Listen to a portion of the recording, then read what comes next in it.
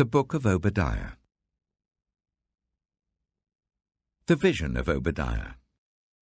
This is what the Sovereign Lord says about Edom. We have heard a message from the Lord. An envoy was sent to the nations to say, "Rise, let us go against her for battle.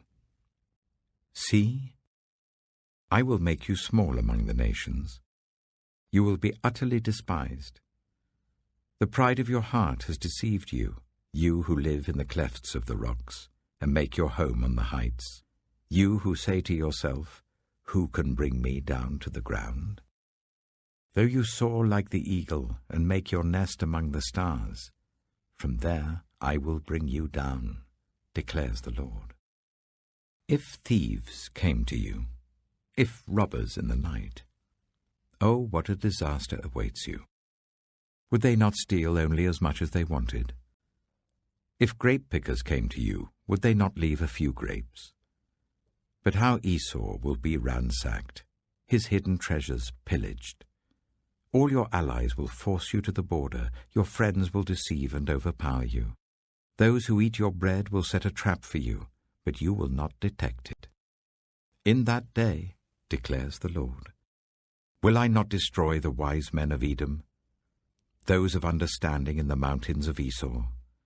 Your warriors, Teman, will be terrified, and everyone in Esau's mountains will be cut down in the slaughter. Because of the violence against your brother Jacob, you will be covered with shame. You will be destroyed forever. On the day you stood aloof, while strangers carried off his wealth and foreigners entered his gates and cast lots for Jerusalem, you were like one of them. You should not gloat over your brother in the day of his misfortune, nor rejoice over the people of Judah in the day of their destruction, nor boast so much in the day of their trouble. You should not march through the gates of my people in the day of their disaster, nor gloat over them in their calamity in the day of their disaster, nor seize their wealth in the day of their disaster. You should not wait at the crossroads to cut down their fugitives, nor hand over their survivors in the day of their trouble. The day of the Lord is near for all nations. As you have done, it will be done to you. Your deeds will return upon your own head. Just as you drank on my holy hill, so all the nations will drink continually. They will drink and be as if they had never been. But on Mount Zion will be deliverance, it will be holy, and Jacob will possess his inheritance. Jacob will be a fire, and Joseph a flame. Esau will be stubble, and they will set him on fire and destroy him. There will be no survivors from Esau. The Lord has spoken. People from the Negev will occupy the mountains of Esau, and people from the foothills will possess the land of the Philistines. They will occupy the fields of Ephraim and Samaria, and Benjamin will possess Gilead. This company of Israelite exiles who are in Canaan will possess the land as far as Zarephath. The exiles from Jerusalem who are in Sepharad will possess the towns of the Negev. Deliverers will go up on Mount Zion to govern the mountains of Esau, and the kingdom will be the Lord's. The Book of Jonah. Jonah, chapter 1. The word of the Lord came to Jonah, son of Amittai. Go to the great city of Nineveh and preach against it, because its wickedness has come up before me. But Jonah ran away from the Lord and headed for Tarshish. He went down to Joppa, where he found a ship bound for that port. After paying the fare, he went aboard and sailed for Tarshish to flee from the Lord. Then the Lord sent a great wind on the sea, and such a violent storm arose that the ship threatened to break up. All the sailors were afraid, and each cried out to his own god. And they threw the cargo into the sea to lighten the ship. But Jonah had gone below deck, where he lay down and fell into a deep sleep.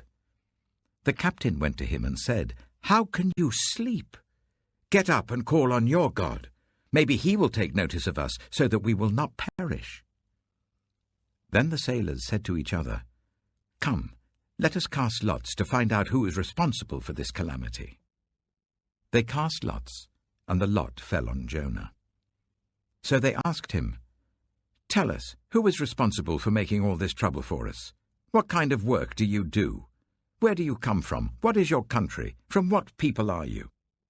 He answered, "I am a Hebrew, and I worship the Lord, the God of heaven, who made the sea and the dry land." This terrified them, and they asked, "What have you done?"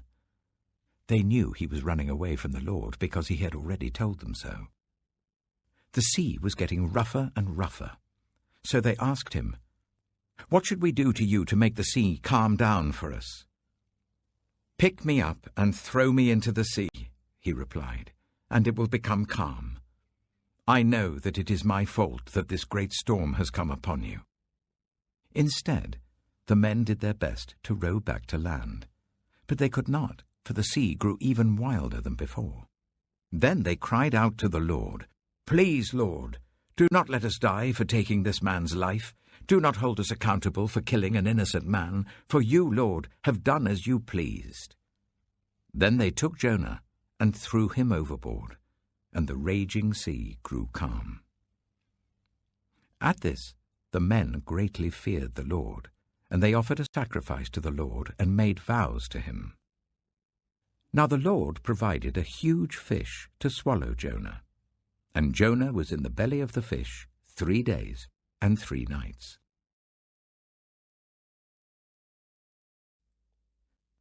Revelation chapter 11. I was given a reed like a measuring rod, and was told, "Go and measure the temple of God and the altar with its worshippers, but exclude the outer court. Do not measure it, because it has been given to the Gentiles. They will trample on the holy city for 42 months, and I will appoint my 2 witnesses, and they will prophesy for 1,260 days, clothed in sackcloth. They are the 2 olive trees and the 2 lampstands, and they stand before the Lord of the earth. If anyone tries to harm them, fire comes from their mouths and devours their enemies. This is how anyone who wants to harm them must die. They have power to shut up the heavens so that it will not rain during the time they are prophesying, and they have power to turn the waters into blood and to strike the earth with every kind of plague as often as they want. Now when they have finished their testimony, the beast that comes up from the abyss will attack them and overpower and kill them. Their bodies will lie in the public square of the great city, which is figuratively called Sodom and Egypt, where also their Lord was crucified. For 3.5 days some from every people, tribe, language, and nation will gaze on their bodies and refuse them burial. The inhabitants of the earth will gloat over them and will celebrate by sending each other gifts, because these 2 prophets had tormented those who live on the earth. But after the 3.5 days, the breath of life from God entered them, and they stood on their feet, and terror struck those who saw them. Then they heard a loud voice from heaven saying to them, "Come up here." And they went up to heaven in a cloud, while their enemies looked on. At that very hour, there was a severe earthquake, and 1/10 of the city collapsed. 7,000 people were killed in the earthquake, and the survivors were terrified and gave glory to the God of heaven. The second woe has passed. The third woe is coming soon. The 7th angel sounded his trumpet, and there were loud voices in heaven which said, "The kingdom of the world has become the kingdom of our Lord and of his Messiah, and he will reign forever and ever." And the 24 elders who were seated on their thrones before God fell on their faces and worshipped God, saying, We give thanks to you, Lord God Almighty, the one who is and who was, because you have taken your great power and have begun to reign.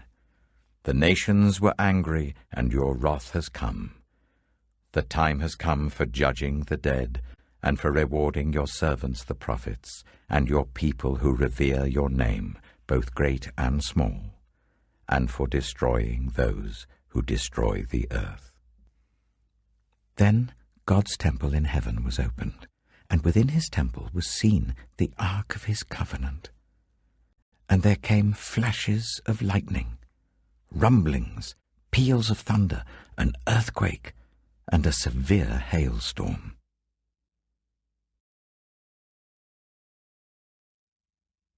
Psalm 141. I call to you, Lord, come quickly to me. Hear me when I call to you. May my prayer be set before you like incense. May the lifting up of my hands be like the evening sacrifice. Set a guard over my mouth, Lord. Keep watch over the door of my lips. Do not let my heart be drawn to what is evil, so that I take part in wicked deeds, along with those who are evildoers. Do not let me eat their delicacies. Let a righteous man strike me. That is a kindness. Let him rebuke me. That is oil on my head. My head will not refuse it, for my prayer will still be against the deeds of evildoers. Their rulers will be thrown down from the cliffs, and the wicked will learn that my words were well spoken. They will say, as one ploughs and breaks up the earth, so our bones have been scattered at the mouth of the grave. But my eyes are fixed on you, sovereign Lord. In you I take refuge. Do not give me over to death. Keep me safe from the traps set by evildoers, from the snares they have laid for me. Let the wicked fall into their own nets, while I pass by in safety.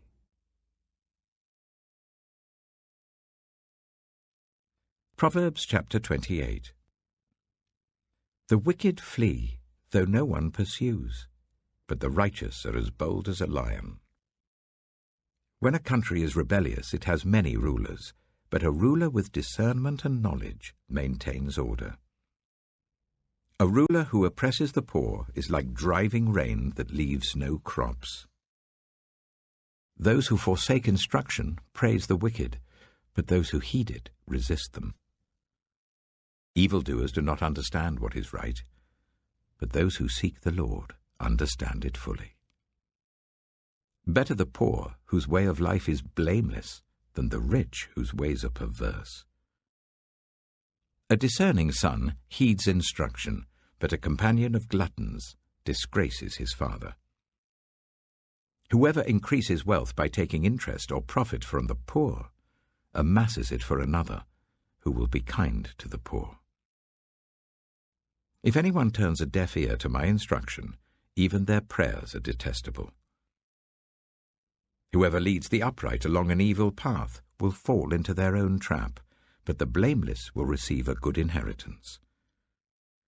The rich are wise in their own eyes. One who is poor and discerning sees how deluded they are. When the righteous triumph, there is great elation. But when the wicked rise to power, people go into hiding. Whoever conceals their sins does not prosper, but the one who confesses and renounces them finds mercy. Blessed is the one who always trembles before God, but whoever hardens their heart falls into trouble. Like a roaring lion or a charging bear is a wicked ruler over a helpless people. A tyrannical ruler practices extortion, but one who hates ill-gotten gain will enjoy a long reign. Anyone tormented by the guilt of murder will seek refuge in the grave. Let no one hold them back. The one whose way of life is blameless is kept safe, but the one whose ways are perverse will fall into the pit. Those who work their land will have abundant food, but those who chase fantasies will have their fill of poverty. A faithful person will be richly blessed, but one eager to get rich will not go unpunished. To show partiality is not good, yet a person will do wrong for a piece of bread. The stingy are eager to get rich, and are unaware that poverty awaits them. Whoever rebukes a person will in the end gain favor, rather than one who has a flattering tongue. Whoever robs their father or mother and says, "It's not wrong," is partner to one who destroys. The greedy stir up conflict, but those who trust in the Lord will prosper. Those who trust in themselves are fools, but those who walk in wisdom are kept safe. Those who give to the poor will lack nothing, but those who close their eyes to them receive many curses. When the wicked rise to power, people go into hiding, but when the wicked perish, the righteous thrive.